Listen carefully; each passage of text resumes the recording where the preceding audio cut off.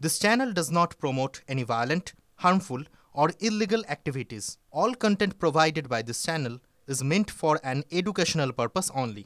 MDH chana masala এখন ছোলা হোক বা বরবটি দানা, সাদা চানা হোক বা কালো, সব রান্নাই হবে অসাধারণ। MDH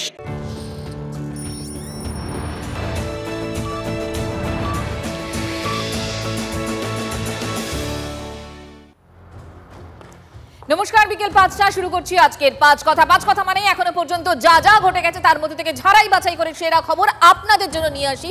আপনাদের সঙ্গে আমি মঞ্জিরা। আজ শুরুতেই নজর রাখবো স্বরূপনগরে। কেন স্বরূপনগরে নজর?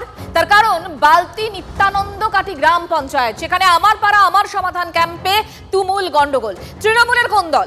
বিধায়ক এবং জয়েন্ট বিডিওকে আটকে বিক্ষোভ হেনস্থা। বিধায়ক এবং জয়েন্ট বিডিওকে উদ্ধার করলো স্বরূপনগর থানার পুলিশ। কিন্তু গন্ডগোলটা কি নিয়ে, কাদের মধ্যে গন্ডগোল, বিস্তারিত জানবো। দীপঙ্কর আমাদের সঙ্গে রয়েছেন, আমাদের প্রতিনিধি জানাবেন। দীপঙ্কর, দেখো, একাধিক জায়গাতে এই ধরনের ঘটনা ঘটছে। আমার পাড়া আমার সমাধান এই যে প্রকল্প, এই প্রকল্পে যেখানেই বসছে, বিশেষ করে বসিরহাটে গতকাল থেকে আজ পর্যন্ত প্রায় ৩-৪ জায়গায় ঘটনা ঘটলো।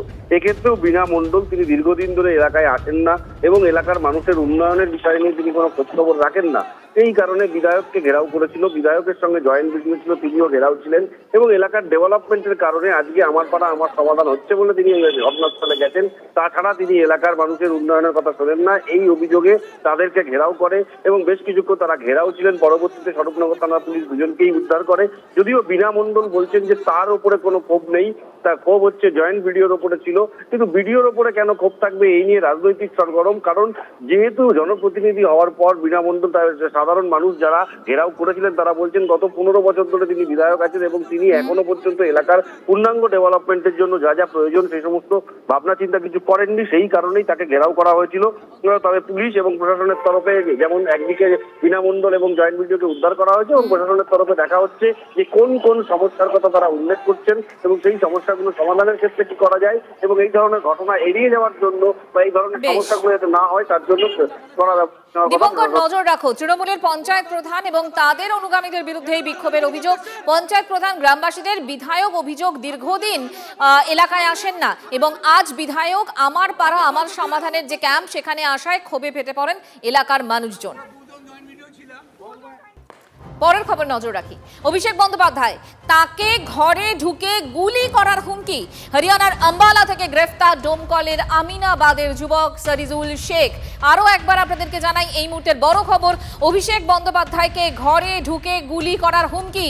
হুমকিকে দিয়েছেন হরিয়ানার আম্বালা থেকে গ্রেফতার ডোমকলের আমিনাবাদের যুবক সারিজুল শেখ। ইতিমধ্যেই তাকে গ্রেফতার করা হয়েছে। যেমনটা বললাম, তৃণমূল সাংসদকে হুমকি দিয়ে পোস্ট, গ্রেফতার ডোমকলের ওই যুবক। হুমকি, অপরাধমূলক, ভীতি প্রদর্শন সহ একাধিক ধারায় মামলা রুজু করেছে মুর্শিদাবাদ জেলা পুলিশ। অভিষেক বন্দ্যোপাধ্যায়কে ঘরে ঢুকে গুলি করার হুমকি, সাংসদকে ঘরে ঢুকে গুলি করার হুমকি এবং হরিয়ানায় আম্বালা থেকে গ্রেফতার করা হয়েছে সেই অভিযুক্তকে। ডোমকলের আমিনাবাদের যুবক সারিজুল শেখ তার নাম।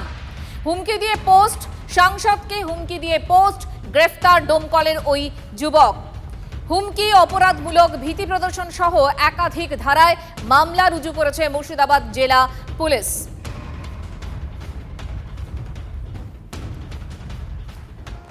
এবার বর্ধমানে যাব। মাকে পেট্রোল ঢেলে পুড়িয়ে মারল সৎ ছেলে। বাবা ভাই বোনকেও পেট্রোল ঢেলে পুড়িয়ে মারার চেষ্টা। পূর্ব বর্ধমানের ঘটনা, পূর্ব বর্ধমানের খণ্ডঘোষে হাড় হিম করা ঘটনা। পুলিশ এবং স্থানীয় সূত্রে খবর, সম্পত্তি নিয়ে বিবাদের জেরেই উদয়কৃষ্ণপুর পশ্চিম পাড়ায় মা বাবা ভাই বোন একসঙ্গে ঘরে তালা বন্ধ করে পেট্রোল ঢেলে আগুন লাগিয়ে দেয় সৎ ছেলে। পুড়ে ইতিমধ্যে মৃত্যু হয়েছে সৎ মায়ের এবং আশঙ্কাজনক অবস্থায় রয়েছে 3 জন। বাকি অভিযুক্তর কি খবর এখনো আমরা পাচ্ছি। এই মুহূর্তে আমাদের সঙ্গে রয়েছেন মনতোষ, আমাদের প্রতিনিধি জানাবেন। মনতোষ, দেখো, অভিযুক্ত বাবুল মিস্ত্রিকে ইতিমধ্যে পুলিশ আটক করেছে এবং যখন তিনি আগুন, সেই সময় কিন্তু আগুনের আঘাতে সেও কিন্তু আহত হয়েছে, সেও পুড়ে গেছে, তার শরীরের একাংশ পুড়ে গেছে এবং এই মুহূর্তে সেও বর্ধমান মেডিকেল কলেজ হাসপাতালে তার চিকিৎসা চলছে। এবং আরো যেটা জানি যে সে পুলিশের যেটা ইতিমধ্যে স্বীকার করেছে বলে আমরা সূত্রে মধ্যে জানতে পারছি যে বাবার সঙ্গে একটি সম্পত্তি নিয়ে বিবাদ, একটা 1.5 কাঠা সম্পত্তি তাকে লিখে দেওয়ার কথা ছিল এই বাবুলকে কৃষ্ণপদ মিস্ত্রি, এবং কৃষ্ণপদ মিস্ত্রি সেই জমি লিখে দেয়নি, সেই কারণে রাগের বর্ষায় এই কাণ্ড ঘটেছে এমনটা কিন্তু তিনি যেটা স্বীকারও করেছে। এবং এই ঘটনাকে কেন্দ্র করে ইতিমধ্যে ওই চাঞ্চল্য ঘটেছে এবং এলাকায় সন্ধ্যা মিস্ত্রির মৃত্যুতে কিন্তু শোকের ছায়া নেমে এসেছে। মনোতোষ, ধন্যবাদ। ঘুমিয়ে আছে, ঘর থেকে শব্দ হচ্ছে আমাকে বাঁচাও আমাকে বাঁচাও। আমি বাইরে বেরিয়ে দেখি দুমদাম আগুন জ্বলছে আর কি। হ্যাঁ আগুন জ্বলছে। এবার আমার স্বামীকে বলছে যে তাড়াতাড়ি বেরো, আগুন লেগে গেছে গ্রামে। তখন বেরিয়ে আমি বলছি গ্রামে কে কোথায় আসো, তাড়াতাড়ি এসো, আগুন নিয়ে সব পুড়িয়ে গেল। এসে আমাদের পাইপ মোটর থেকে পাইপ দিয়ে জল দিয়ে আগুনটা নেভানো হলো। যেয়ে ঘরের মধ্যে যেয়ে দেখলাম দুটো মানুষ একবারে পুড়িয়ে আছে। আগের পক্ষে দুটো ছেলে আর মেয়ে। এবার ছেলেটা রাত 2:30-3টের দিকে করে ডিজেল পেট্রোল দিয়েছে, দিয়ে পুরো বাড়িটা পুরো আগুন দিয়ে ধরে দিয়েছে। দিয়ে আমার দিদি জামাইবাবু দুজনই ছিল বাইরে বারান্দায় শুয়ে, ওরা আগুনে পুড়ে দিদি মারা গিয়েছে। জামাইবাবুরও এখন খুব মারাত্মক অবস্থা। সৎ ছেলে, সেই ছেলে তাদের নিজস্ব ব্যক্তিগত সম্পত্তির বিষয় নিয়ে হচ্ছে বিবাদ। সেই বিবাদের পরিপ্রেক্ষিতে ছেলেটি থাকে কিন্তু অন্য জায়গায়। হঠাৎ করে সেই সম্পত্তির বিবাদ থেকেই হঠাৎ কাল রাত্রিবেলা এসে তার বাড়ির যে সমস্ত সদস্যরা আছে তাদের মানে পরিকল্পিতভাবে একদম পেট্রোল ঢেলে পুড়িয়ে দেওয়ার চেষ্টা করে এবং সেখানে পেট্রোল ঢেলে দেয়, আগুন লাগিয়ে দেয় এবং গ্রামের সমস্ত মানুষ এসে তাদেরকে উদ্ধার করে। কিন্তু বর্তমানে একজন ওনার যে হচ্ছে মা, সে মারা গেছে এবং যিনি আজকে পেট্রোলটা ধরিয়েছিলেন তিনিও আজকে মানে 90% বার্ন হয়েছে। বাড়িটা পোড়ার ঘটনা শুনে আমি এখানে এলাম। এখানে এসে দেখতে পাচ্ছি যে বাড়ির কৃষ্ণপদবাবু ওনার নাম, কৃষ্ণপদ মিস্ত্রি এবং তার ফ্যামিলি, তার স্ত্রী, তার ছেলে, এরা এই ঘরের মধ্যে ছিল এবং তারা এই আগুনের মধ্যে 4 জন ছিল। মেয়েটির কিছু হয়নি দেখলাম, জাস্ট একটু হাতটা পুড়েছে, আর বাদবাকি স্ত্রী তার হসপিটালে মারা গেছে যেটা খবর পেলাম, আর ছেলে এবং বাবা এখনও পর্যন্ত বার্নড অবস্থায় হসপিটালে আছে। তো প্রাথমিক তদন্ত চলছে, পুলিশ তদন্ত করে গেছে, এরপরে বোঝা যাবে যে আগুনটা কী কারণে লেগেছে নাকি নিজে থেকে লেগেছে, এখনও পর্যন্ত বলা যাচ্ছে না। পুলিশি তদন্ত শেষ হলে সেটা বলতে পারবো। কলকাতার খবরে আসি। বাসজনির রাস্তা, সেখানে রক্তারক্তি কাণ্ড। সাত সকালে ব্রহ্মপুরে স্ত্রীর উপর ছুরি নিয়ে হামলা স্বামীর। স্ত্রীকে ধারালো অস্ত্রের কোপ মেরে খুনের চেষ্টার অভিযোগ স্বামীর বিরুদ্ধে। স্ত্রীর বিবাহ বহির্ভূত সম্পর্ক আছে সেই সন্দেহে হামলা। আক্রান্ত অসীমা নস্করের গলায় আঘাতের চিহ্ন। ভর্তি এসএসকেএমে। অসীমার স্বামী হরিপদ নস্কর পলাতক।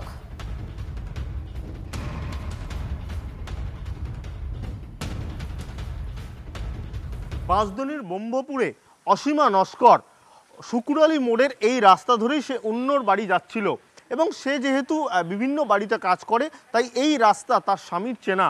হরিপদ নস্কর আজকে হঠাৎই তার উপর চড়াও হয় এবং অভিযোগ যে একটি ছুরি দিয়ে তার গলায় আঘাত করে। পরবর্তীকালে তার ছেলে তাকে হাসপাতালে নিয়ে যায়। বর্তমানে এসএসকেএম হাসপাতালে অসীমা নস্কর চিকিৎসাধীন। বাসদনি থানা পুরো বিষয়টা তদন্ত করছে এবং পুলিশ সূত্রে খবর এই হরিপদ নস্কর বর্তমানে পলাতক। ক্যামেরায় সূর্যেন্দ্র সুশোভন, TV9 বাংলা। মা আমাকে ডেকে দিয়ে ডেলির মতো কাজে যাচ্ছিল। এবারে কাজে থেকে মা হঠাৎ ফোন আসে মায়ের ফোন থেকে আমার কাছে যে নাকি এরকম মায়েরকে বাবা গলা কেটে দিয়ে চলে গেছে। ঠিক আছে, তো আমি ওইখানটায় রীতিমতো যাই, গিয়ে দেখছি মা চেয়ারের মধ্যে বসানো আছে, গলায় কাপড় দেওয়া। ওইখান থেকে আমি আবার অটোতে করে মাকে ইয়েতে এনেছিলাম, ভাঙড়ে এসেছিলাম।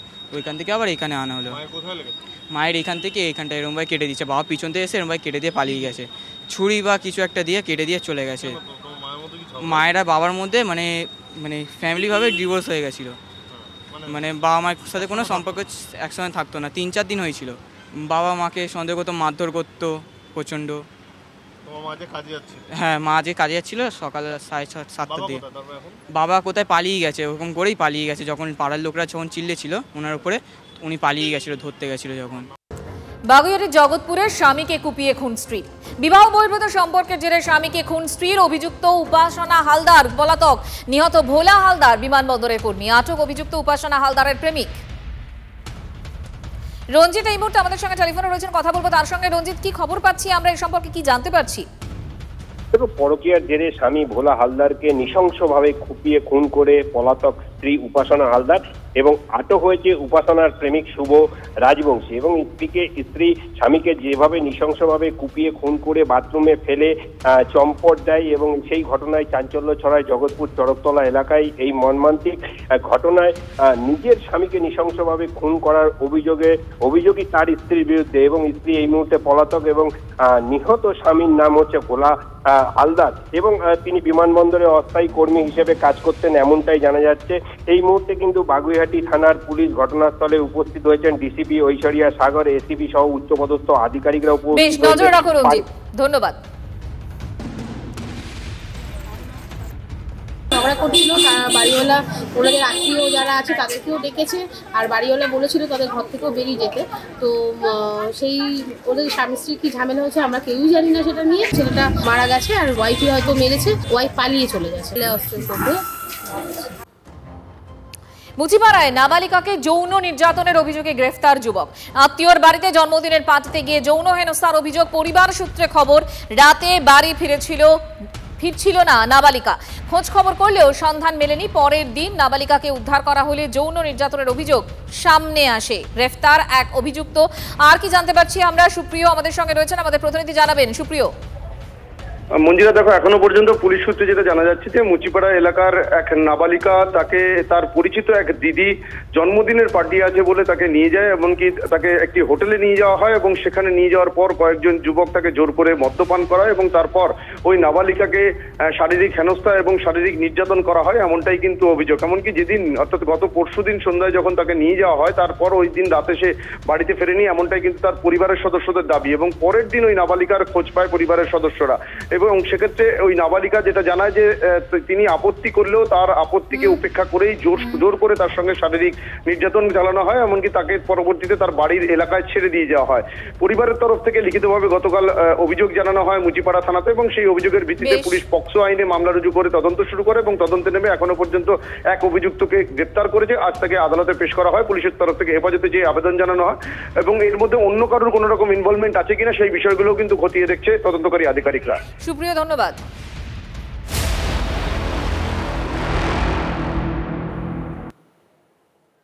আর এবার কৃষ্ণনগরের কথায় আসি, কারণ দুদিন পেরিয়ে গিয়েছে। ছাত্রী খুনে এখনো অধরা দেশরাজ সিং, অর্থাৎ সেই অভিযুক্ত। রেকি করে ঈশিতাকে খুনের ছক কষে দেশরাজ। তদন্তে নেমে প্রাথমিক অনুমান পুলিশের। ঈশিতা কখন বাড়িতে একা থাকে রেকি করে জেনেছে দেশরাজ। ঈশিতার মা ভাইয়ের গতিবিধির ওপরও নাকি নজর রাখছিল দেশরাজ। এগুলোই জানতে পেরেছে তদন্তকারীরা। ঈশিতার ভাইকে তার মা স্কুল থেকে আনতে যাওয়ার সুযোগ, অর্থাৎ যে সময় বাড়িতে ওপরে দোতলায় একা ছিল ঈশিতা, সেই সময়টাকেই বেছে নেয় দেশরাজ।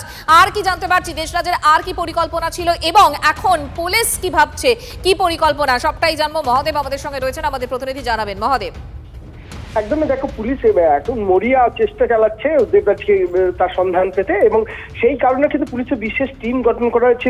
উত্তরপ্রদেশ, বিহারের দিকে যেমন একটি টিম গঠন করা হয়েছে, তেমন কিন্তু তার যে কাঁচরাপাড়া বা যেখানে তিনি থাকতেও সেখানেও কিন্তু একটি টিম গেছে। পাশাপাশি আরো দুটি টিম কিন্তু তল্লাশি চালাচ্ছে বিভিন্ন জায়গায়। কারণ দেবরাজ ঘটনার পর এখানে খুব আশ্চর্যের মহাদেব, 25-26 বছরের একটা ছেলে, তরুণ, যার অপরাধ সেরকম ব্যাকগ্রাউন্ড বা রেকর্ড সেরকম অর্থে নেই, প্রভাবশালী সেরকমটাও সে অর্থে এখনো পর্যন্ত বলা যাচ্ছে না, কারণ সেরকম তথ্য আমরা পাইনি। তারপরেও পুলিশ ধরতে পারছে না, কারণ কি? একদমই, দেখো, ঘটনার পর তাকে কিন্তু ঘটনার আগে এলাকায় দেখা গেছিল, তারপর থেকে কিন্তু তাকে পাওয়া যাচ্ছে না। সে যখন এলাকায় যখন পাওয়া যাচ্ছে না তখনই কিন্তু পুলিশ তল্লাশি শুরু করছে। তো এখনো পর্যন্ত সিসিটিভি ফুটেজ এবং পাশাপাশি যে সকল সোশ্যাল মিডিয়া থেকে ছবি সংগ্রহ করা হয়েছে সেই সকল ছবি কিন্তু সমস্ত থানায় থানায় পাঠানো হয়েছে এবং উত্তরপ্রদেশেও এই ছবি কিন্তু পাঠানো হয়েছে তার যেখানে বাড়ি, যেখানে বাবা মা থাকেন সেখানে। পাশাপাশি তার মা বাবার সাথে কথা বলা হয়েছে এবং ঈশিতার মা বাবা ভাই এদেরকেও নিয়ে গিয়ে বারবার জিজ্ঞাসাবাদ করা হয়েছে। বিভিন্ন নমুনা যেমন সংগ্রহ করা হয়েছে তেমন কিন্তু ঈশিতার ফোন ফোনটাও কিন্তু পুলিশের পক্ষ থেকে নেওয়া হয়েছে, কারণ তার ফোনের সাথে ঘটনার আগে কতবার কথা হয়েছে, কি কথা হয়েছে, সমস্ত রেকর্ড কিন্তু জানার চেষ্টা করা হচ্ছে। নজর রাখো, অর্থাৎ ঈশিতাকে খুনের পর কোথায় পালালো দেশরাজ, এই মুহূর্তে সব থেকে বড় প্রশ্ন। খুনের পর হোয়াটসঅ্যাপ কল করে বন্ধুদের কাছে আশ্রয় চায় সে। দেশরাজের ফোনের শেষ টাওয়ার লোকেশন কাঁচরাপাড়ায়, অর্থাৎ কৃষ্ণনগরে খুনের পর সে আবার কাঁচরাপাড়ায় ফিরেছিল, এমনটাই কিন্তু পুলিশ মনে করছে। কিন্তু খুনের পর কোথায় গা ঢাকা দিয়েছে খুনি দেশরাজ? উত্তরপ্রদেশের বাড়িতে ফেরার টিকিট আগেই কাটা ছিল তার। ঈশিতাকে খুনের পর কি তাহলে উত্তরপ্রদেশেই পারি? কোন পথে পালিয়েছে দেশরাজ? রেল স্টেশন, বাস টার্মিনাসের সিসি ক্যামেরার ফুটেজে নজর পুলিশের। উত্তরপ্রদেশ, বিহার পুলিশের সঙ্গেও যোগাযোগ করছে পুলিশ।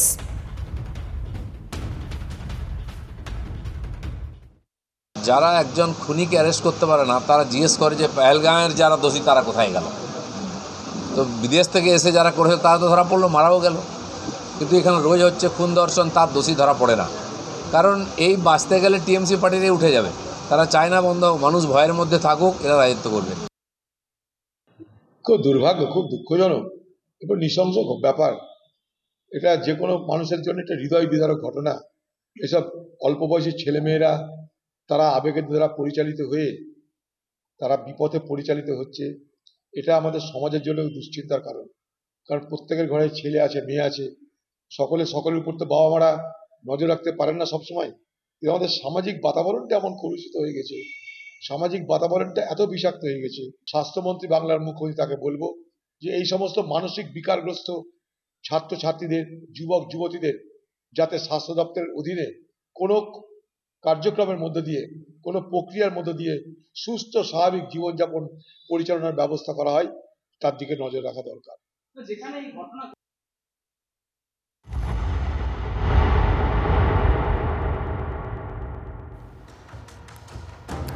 এবার জীবন কৃষ্ণের নির্বাচনী খরচে নজর ইডির। 21-এর ভোটে 25,10,000 টাকার খরচ করেছিলেন নির্বাচন কমিশনে হিসেব দিয়েছেন জীবন কৃষ্ণ। আর এই টাকার উৎস কি? জীবন কৃষ্ণের কাছে জানতে চায় ইডি। নিজের জমানো টাকায় নির্বাচনে খরচ, ইডির কাছে দাবি ধৃত তৃণমূল বিধায়ক জীবন কৃষ্ণ সাহার। পেশায় শিক্ষক জীবন কৃষ্ণর গচ্ছিত 25 লক্ষের তত্ত্ব বিশ্বাস করতে নারাজ ইডি। বিপুল টাকা কোথা থেকে পেয়েছিল জীবন, জানার চেষ্টায় কেন্দ্রীয় তদন্তকারী সংস্থা।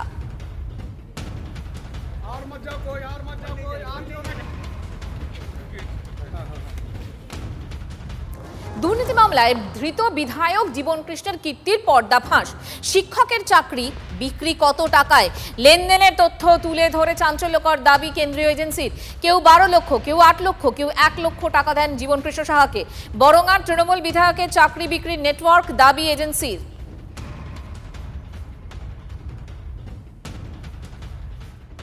জীবন কৃষ্ণ নিয়ে মানুষের কোনো উৎসাহ নেই, ওটা একটা কমেডি শো, ওটা কোনো মানুষের উৎসাহ নেই। মানুষ আর ছোট মাছের কাঁটা বেছে খাবে না, মানুষ বড় রুই কাতলা চাইছে। আমরাও এই বিষয়ে হতাশ, আমরা বড় কাউকে দেখতে চাই। সবাই দেখতে পাচ্ছে কে পালাচ্ছে, কে পাঁচি টপকাচ্ছে, কে মোবাইল ফেলে, সবাই দেখতে পাচ্ছে। কিন্তু যেটা দেখতে পাচ্ছে না সেটা হচ্ছে শাস্তি। পালানো দেখছে, চুরি করা দেখছে, টাকা দেখছে, তদন্ত দেখছে, কিন্তু বাংলা মানুষ যেটা দেখতে পাচ্ছে না সেটা হলো অপরাধীর শাস্তি, যোগ্য শাস্তিটা দেখতে পাচ্ছে না। ইডির অধীনে যে তদন্ত, সেই তদন্তের সাজাপ্রাপ্তের পরিসংখ্যান কি বলুন। বিজেপি মধ্যে যারা আছে, অনেক দুর্নীতিগ্রস্ত মানুষ আছেন, কেন্দ্রীয় মন্ত্রী রয়েছেন, যাদের বিরুদ্ধে ভুরি ভুরি মামলা রয়েছে। বিজেপি একটা ওয়াশিং মেশিনের মতো কাজ করে, অর্থাৎ দুর্নীতিগ্রস্তরা বিজেপিতে ঢুকলে সে পরিষ্কার হয়ে যায়। তার মানে এটা মানুষের কাছে আজকে পরিষ্কার হয়ে গেছে যে শুধু বিরোধী দলকে মানুষের কাছে খারাপ করার জন্য ইডি সিবিআইকে সক্রিয় করে তোলা হয়। আরে বিচার তো করছে কোর্টে সিদ্ধান্ত হোক সেই ব্যক্তি দোষী না নির্দোষ, তার আগে কি করে আমরা বলবো। নিউটাউনে নাবালিকাকে ধর্ষণ, খুনের সাজা ঘোষণা। এই মুহূর্তের বড় খবর, যাবজ্জীবন কারাদণ্ডের নির্দেশ বারাসাত আদালতের। পক্সো ছাড়াও ধর্ষণ ও খুনের ধারায় সাজা ঘোষণা। টোটো চালকের বিরুদ্ধে নাবালিকাকে ধর্ষণ করে খুনের অভিযোগ ওঠে। 6 মাসের মধ্যে বিচার প্রক্রিয়া সম্পূর্ণ করে সাজা ঘোষণা। আরও একবার আপনাদের বলি, এই মুহূর্তের বড় খবর, নিউটাউনে নাবালিকাকে ধর্ষণ, খুনে সাজা ঘোষণা। আজ আদালতে ঠিক কি হলো জানবো। আমাদের সঙ্গে রয়েছেন আমাদের প্রতিনিধি দীপঙ্কর। দেখো, আজকে আদালত, যে পক্সো আদালত বারাসাতে রায় দিয়েছেন যে ওই অভিযুক্তর যাবজ্জীবন এবং তার সঙ্গে উল্লেখ করেছেন আমৃত্যু কারাবাস, অর্থাৎ তার মৃত্যুর আগে পর্যন্ত তাকে কারাবাসেই থাকতে হবে এমন নির্দেশ দিয়েছেন। যদিও এই নির্দেশের বিরুদ্ধে তিনি হাইকোর্টে বা উচ্চ আদালতে যেতে পারেন, সেই অপশন অবশ্যই আছে, কিন্তু এখনো পর্যন্ত যা জানা যাচ্ছে যে এই ঘটনা ঘটেছিল এবং এটা সন্ধ্যাবেলা তার সিসিটিভি ফুটেজ এবং গেট প্যাটার্ন, এই সমস্ত পদ্ধতি অবলম্বন করে বিভাস চ্যাটার্জি আইনজীবী তিনি এই দোষীর বিরুদ্ধে, অভিযুক্তর বিরুদ্ধে সমস্ত তথ্য প্রমাণ এক জায়গায় করেছেন, সাক্ষ্য এক জায়গায় করেছেন এবং অন্য আর যে ধর্ষণ বা তার সঙ্গে খুন, এই ঘটনার সঙ্গে বেশ খানিকটা পার্থক্য আছে এবং এটা অনেকটাই রেয়ার অফ দ্য রেয়ারেস্ট। কিন্তু এক্ষেত্রে ফাঁসির আবেদন ছিল তার, যদিও ফাঁসির সাজা আদালত মঞ্জুর করেনি। আদালত আমৃত্যু কারাদণ্ড এই আদালতে এই সাজা মঞ্জুর করা হয়েছে। বাকিটা পরবর্তীতে যদি তারা মনে করেন উচ্চ আদালতে যাবেন, সেক্ষেত্রে তাদের কাছে সেই অপশন রয়েছে। ধন্যবাদ দীপঙ্কর। মাঝ কথায় পরের খবর, পুজো কমিটি হিসেব দিলে তবেই অনুদান। পুজো অনুদান মামলায় নির্দেশ হাইকোর্টের। যেসব পুজো কমিটি গত বছর হিসেব দেননি তাদের অনুদানে না, যেসব পুজো কমিটি হিসেব দিয়েছে তারাই পাবে অনুদান, নির্দেশ হাইকোর্টের। গত বছর ৪১,৭৯৫ পুজো কমিটিকে দেওয়া হয় অনুদান। শিলিগুড়ির ৩টে পুজো কমিটি খরচের হিসেব দেয়নি, জানালো রাজ্য সরকার। হাইকোর্টের এই রায়কে স্বাগত জানাচ্ছে, কিন্তু হাইকোর্টের এটাও দেখা দরকার যে একটা সরকার মানুষের দেয় করের টাকা নিয়ে সেটা মন্দির মসজিদে ব্যয় করতে পারে কিনা। বর্তমানে যে সরকার আছে তারা বলে টাকা নেওয়া এবং খরচা করা এটা আমাদের অধিকারের মধ্যে পড়ে, কিন্তু হিসাব দেওয়াটা আমাদের অভ্যাসের মধ্যে পড়ে না। স্বাভাবিকভাবেই যারা পুজো করেছে তারা হিসাব দেয়নি, আর হিসাব না দিতে পারার জন্যই তো টাকাটা দেওয়া। তৃণমূলের নেতাদের হাতে এত হাজার হাজার কোটি টাকা আছে, তারা মনে করলে ১,১০,০০০, ২,২০,০০০ টাকা করে দিতে পারে, কিন্তু সরকারকে দিতে হবে কেন? এই পুজো মানেটা কি, চাঁদা দেওয়া মানেটা কি? ভোট দাও, আর তো কিছু না। ভোটের সওদাগিরি করছেন, দেবীকে পুজো নামে দেবীকেই আপনি বেচছেন বাজারে। হাইকোর্টের রায় অত্যন্ত সদর্থক, কিন্তু এটা বুঝতে হবে হাইকোর্ট যে রায় দিয়েছে সেটা অলরেডি ইমপ্লিমেন্টেড। কারণ ইতিমধ্যেই, এটা আজ থেকে নয়, বিগত 1 দশকের কাছাকাছি সময় যবে থেকে পুজোর অনুদান শুরু হয়েছে তবে থেকেই নিয়ম পুজো কমিটিগুলোকে জিএসটি বিল সহ, এমনি বিল দিলে হবে না, জিএসটি বিল সহ যেই থানার মাধ্যমে চেকগুলো ডিস্ট্রিবিউট হয় সেই কনসার্ন থানায় অফিসিয়ালি অডিট রিপোর্ট সহ জিএসটি বিল সহ জমা দিলে তবেই পোর্টালে পরের বছর তার নামটা খুলবে। সুতরাং এই মামলাটাই অর্বাচীনের মতো অর্থহীন, কিন্তু হাইকোর্টের রায়টা অত্যন্ত সদস্য। হাইকোর্টও তো চায় ট্রান্সপারেন্সি থাকুক, আর সরকার ইতিমধ্যে সেই ট্রান্সপারেন্সি রাখার ব্যবস্থা করে রেখেছে। শুধু এই মামলাটা হচ্ছে ইন্টেনশনালি পলিটিক্যালি মোটিভেটেড মামলা। বাহ, এবার হয়েছে স্বাদ। হ্যাঁ, অপূর্ব স্বাদ। এমডিএচ এর চাঙ্কি চাট মশলা, জীবনে আসল স্বাদ জাগলো। আসল মশলা এমডিএচ।